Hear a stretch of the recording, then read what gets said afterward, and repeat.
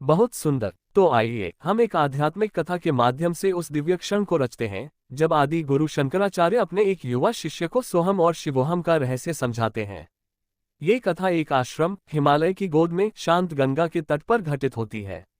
योजक चिन्ह योजक चिन्ह योजक चिन्ह। सोहम शिवोहम एक शिष्य की आत्मबोध यात्रा। स्थान केदारखंड हिमालय। काल प्रभात की बेला। मंद गंगा बह रही है। पक्षियों का मधुर कलरव है। गुरु शंकराचार्य ध्यानस्थ हैं और उनके सामने एक युवा शिष्य एकात्मानंद मौन में बैठा है। शिष्य प्रणाम कर, गुरुदेव मुझे सत्य जानना है।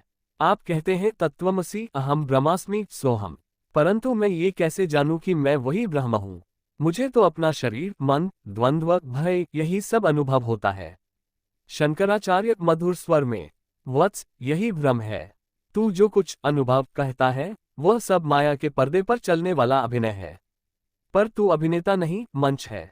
तू दृश्य नहीं, दृष्टा है। शिष्य, परंतु मैं अपने को शरीर के रूप में देखता हूँ। भूख लगती है, पीड़ा होती है, फिर कैसे मानूं कि मैं परमात्मा हूँ। गुरु, जब स्वप्न में तू दौड़ता है, डरता है, रोता है, तब क्या वह सब तेरा सत्य होता है। शिष्य, नहीं गुरुदेव, स्वप्न तो केवल मन का खेल होता है। गुरु मुस्कुराते हुए, जैसे स्वप्न एक भ्रांति है वैसे ही यह जगत और मैं देह हूँ का भाव भी एक महाभ्रांति है। जब तू स्वप्न से जागता है तो जान जाता है कि तू सो रहा था। जब तू आत्मा से जागेगा तब तुझे ज्ञान होगा सोहम। शंकराचार्य आंखें मूंदते हैं और स्वर में दिव्यता आ जाती है। ग्रेटर दैन ना हम देहो ना में बुद्धि, ना हम प्राणा ना में मन, चिदानंद रूपा शिवोहम शिवोहम। शिष्य की आंखें भर आती हैं। वह अब मौन है, मन शांत है।